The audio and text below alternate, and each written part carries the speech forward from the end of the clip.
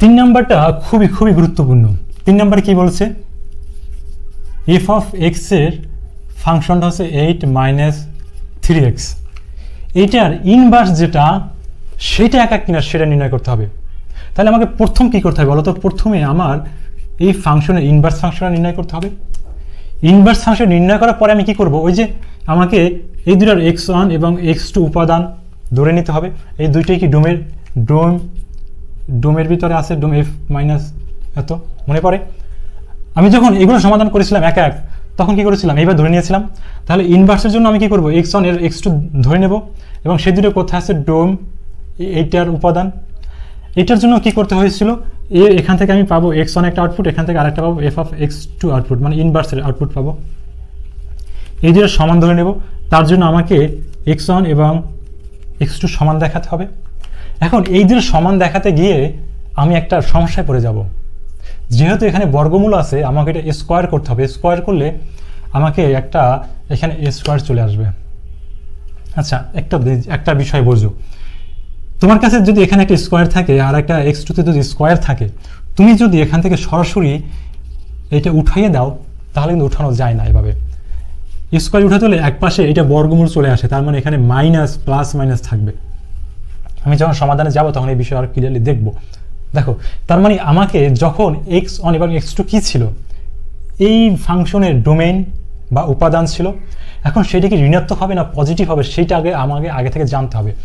তার মানে এই x2 দুইটা মান চলে আসবে আমার। আমি যখন এটা প্রমাণ করব তখন দুইটা মান আমার আসবে। এখন x2 ধনাত্মক না ঋণাত্মক হবে সেইটা আমাকে আগে থেকে বের করে নিতে হবে। এই x1 x2 এগুলো কি বলো তো, ডোমেইন না? এই জিনিসগুলো কি ডোমেইন না? তাহলে আমাকে ইনভার্স ফাংশনের ডোমেইনটা কি সেটাকে বের করে নিতে হবে। তাহলে আমি যদি এখন এইটা ইনভার্স বের করে তার ডোমেইন বের করি, তাহলে আমাকে বিশাল একটা কাজ করতে হয়। কিন্তু আমি আগে থেকে যদি জানি এটা ডোমেইনটা বের করতে হবে, আবার সেই ডোমেইনটা আমার মেইন ফাংশন থেকে বের করি, সেটা কিন্তু সহজ হয়। অর্থাৎ ইনভার্স ফাংশনের ডোমেইন আমি মেইন ফাংশন থেকে বের করে নিতে পারি। দেখো তো তোমাদের এই বিষয়ে মনে আছে কিনা। আমি যদি একটা ফাংশনকে এভাবে বলি এফ অফ এক্স একটা ফাংশন, এই ফাংশনের এইটা কি ডোমেইন, এইটা কি রেঞ্জ ছিল না? ইনভার্সটা কি এই যে ঠিক উল্টোটা না, এফ ইনভার্স এক্স। আমি যখন এখান থেকে এখানে যাব সেটা হচ্ছে তার নর্মাল ফাংশন, যখন এখান থেকে এখানে আসবো তখন উল্টোটা হয়ে যায় ইনভার্স ফাংশন।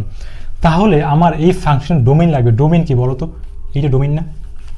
এখানে রেঞ্জটা কার, এই রেঞ্জটা এফ অফ এক্স এর রেঞ্জ, আর এই ডোমেইনটা কার, F of X, F inverse X. তার মানে নর্মাল ফাংশনের রেঞ্জটা ইনভার্স ফাংশনের ডোমেইন। তার মানে দেখো তো, আমি যদি এই ফাংশনের ডোমেইন এই ফাংশনের রেঞ্জ বের করতে পারি, সেই রেঞ্জটাই তো আমার ইনভার্সের জন্য ডোমেইন। আমি এখন সেইটাই করব। আমি আগে থেকে বের করে নেব, তাহলে আমাকে পরে আর সেই কষ্টটা করতে হবে না। দেখো তো, আমার এই ফাংশনের রেঞ্জকে, নর্মাল ফাংশনের রেঞ্জটাকে, রুট আছে, রুটের ভিতরে শূন্য হতে পারবে বা রুটের ভিতরে নেগেটিভ মান হতে পারবে না। তার মানে আমি যখন আমি যখন ডোমেইন বসাবো তখন তো আমি পজিটিভ মানই বসাবো, শূন্য বসাতে পারবো। তাহলে আমার মান যেটা আসবে সেটাই তো রেঞ্জ। তার মানে কোনোদিন এখানে নেগেটিভ মান আসবে? আমি শূন্য বসালে শূন্য মান আসতে পারে, বা তার পজিটিভ মান আসবে। তার মানে এখান থেকে আমার রেঞ্জটা হবে শূন্য থেকে ইনফিনিটি পর্যন্ত, আমার রেঞ্জ পজিটিভ মান থাকবে। আর এই যে রেঞ্জ আমি যেটা বের করলাম, এইটাই তো ডোমেইন কার জন্য বলো তো, এফ ইনভার্স এক্স এর। বুঝছো বিষয়টা? তার মানে আমি এখন দেখলাম এই ফাংশনের ডোমেইনকে পজিটিভ। তার মানে দেখো, আমি এখান থেকে নেগেটিভ মানটা নেব না, পজিটিভ মানটা নেব। এই প্রবলেমটা আমার সামনে গিয়ে আমি ফেস করবো, এই জন্য আগে আমাকে এটা বের করে নিতে হবে। আসো এবার আমরা সমাধানে যাই। এখন আমাকে এই ফাংশনের কি করব, এফ ইনভার্স এক্স এইটা নির্ণয় করব। কি করতে হয়, এই ফাংশনটাকে আগে আমাকে ওয়াই ধরে নিতে হয়। মনে আছে ইনভার্স ফাংশন, আমি অনেকগুলো ইনভার্স ফাংশন করিয়েছি আমার এই চ্যানেলে। ইনভার্স ফাংশনে অনেকগুলো ভিডিও আছে, সেটা তোমরা দেখে নিতে পারো। এইভাবে করে একটা চলক ধরে নিতে হয় আগে থেকে। তারপর এখন আমি কি করব, এখন এই দুটো নিয়ে কাজ করব। F of X equal Y, এফটাকে তুমি এপাশে নিয়ে যাও, তাহলে এক্স সমান কি দাঁড়াচ্ছে? বুঝছো বিষয়টা? এই যে এফটা আছে, এফটাকে এই পাশে নিয়ে যাও। এটা নিয়ে যাওয়াটা না মেইন কথা, এটা না মেইন হচ্ছে এইটাকে আমি ইনভার্স করলাম। একটা ফাংশনকে যদি আমি ইনভার্স করে দিই তাহলে মেইন ইনপুটটা থাকে, আর এটাকে ইনভার্স করছি, এটা রয়ে গেছে। আবার কি করব, এই যে ওয়াই একবার ওয়াইয়ের সাথে এটা কম্পেয়ার করবো, আর একবার ওয়াইয়ের সাথে এটা নেব। তাহলে এখন ওয়াই ইকুয়াল এই জিনিসটা আসবে √8 - 3x। এটা আমি ওয়াইয়ের মাধ্যমে প্রকাশ করব। তাহলে রুট আছে, তাহলে আমি এখানে স্কোয়ার করে দাও, তাহলে 8 - 3x। এখান থেকে আমার এক্স এর মানটা বের করব। এক্স এর মান কি হয় একটু দেখো, এইটা আমি এ পাশে নিয়ে আসলাম, ওয়াইটাকে আমি ডান পাশে নিয়ে নিলাম। এইটা মাইনাস আছে, আমি যদি এটাকে বাম পাশে নিয়ে আসি 3x হয়ে যাচ্ছে। এখানে ওয়াইটা কি আছে, নেগেটিভ আছে, ওয়াইটা পজিটিভ আছে, এপাশে নেগেটিভ হয়ে গেল। এখানে আমি আচ্ছা পরের লাইনে দিচ্ছি, তাহলে এক্সটা আমার কি এবার আমার 3 নিচে চলে গেল। এরপর কি করব, এই যে দেখো এক্স আর এখানে এক্স, তাহলে এই এক্স এর জায়গায় আমি এই এক্স এর মানটা বসাই দেবো। এক্স এর মান কি এটা, এফ ইনভার্স ওয়াই, এটা আসলো কি আমার 8 - y²। দাও ইনভার্স ফাংশন বের হয়ে গেছে, কিন্তু ইনভার্সটা আসলে ওয়াই চলকে বের হয়েছে। আমার চলকটাকে চেঞ্জ করতে হবে, কারণ আমার মেইন ফাংশন এক্স চলকের, তাই এক্স বসাই দেবো আবার 8 - x²3। তাহলে আমার এই ফাংশনের ইনভার্স ফাংশনটা বের হয়েছে। তাহলে ইনভার্স ফাংশন কীভাবে বের করে, যে ফাংশন দেওয়া আছে সেটাকে তুমি একটা চলকে ধরে নেবা, সেই চলকটাকে একবার এফএক্স এর সাথে কম্পেয়ার করবে, আবার একবার মেইন ফাংশনের সাথে কম্পেয়ার করে এইভাবে করে করবা। এখন আমি এই ফাংশনটা এক কিনা সেটা নির্ণয় করব।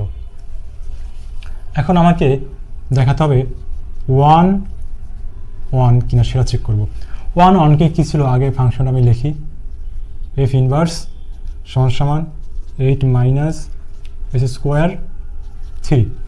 এইটা এক কিনা সেটার জন্য আমাকে মনে আছে দেখো তো, x1 যদি ধরে নিই, x2 belongs to dom F inverse X, অর্থাৎ এই এক্স এর দুটি উপাদান, অর্থাৎ এই দুটি উপাদান কি এই ফাংশন ডোমেইনে আছে। এখন এফ ইনভার্স অফ এক্স এক এক হবে, তোমরা লেখো আমি বলে দিচ্ছি, এই ফাংশনে এক এক হবে যদি এবং কেবল যদি এফ, এই যে আউটপুট যেটা পাবো এই দুটো আউটপুটের জন্য এত এর জন্য এক্স ইকুয়াল x2 হয়। এই লাইনটা বুঝতে পারছো? আমি যখন এগুলো সমাধান করিয়েছিলাম তখন আমি এই বিষয়গুলো আরও স্পষ্ট করে ডিটেইলি আলোচনা করেছি। এই যে দুইটা ইনপুট, এই দুইটা ইনপুটের আউটপুট এই দুইটা, তাই এই দুইটা আউটপুট যদি সমান ধরি আমি, তাহলে দুইটা ভিন্ন ইনপুটের দুইটা আউটপুট একটা আউটপুট হয়ে যাচ্ছে। দুইটা ভিন্ন ইনপুট আউটপুট একটা, তাহলে সেটা তো এক এক ফাংশন হচ্ছে না।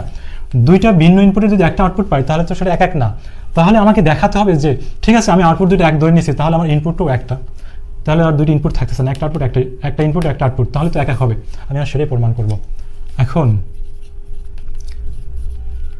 এফ অফ এক্স ইনভার্স, এটা এখানে ইনভার্স আছে x2। এখন মানটা বসাও, এই ফাংশনটাতে আমি x1 বসাবো, তাহলে 8 - x1 হোল স্কোয়ার নিচে 3, 8 - x2 হোল স্কোয়ার নিচে 3। দেখো 3 3 বাদ, তাহলে 3 3 বাদ, তাহলে কি থাকে 8 8 সেটাও বাদ, এই পাশে মাইনাস এই পাশেও মাইনাস সেটাও বাদ, তাহলে আমার কি থাকে মূলত x1 এর উপর স্কোয়ার x2 এর উপর স্কোয়ার। এখন এখান থেকে আসলে কি হয় দেখো, এখান থেকে প্লাস মাইনাস x2 থাকে, বুঝছো?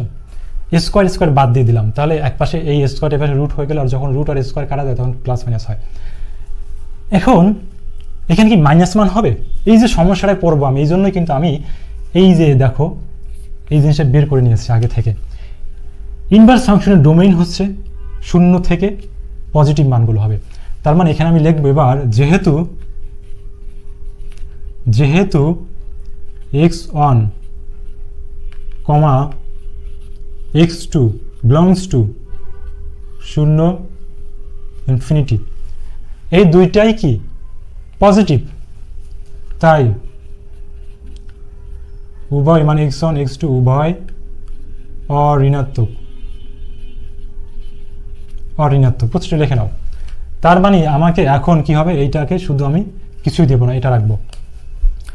যেহেতু আমার এই দুইটা উপাদান ডোমেইন, এবং সেই ডোমেনটা পজিটিভ, তার মানে এই দুটো উপাদানই অঋণাত্মক, তাই এখানে আর মাইনাস মানটা থাকবে না। এখন আমি বলবো অতএব এফ ইনভার্স অফ এক্স ফাংশনটি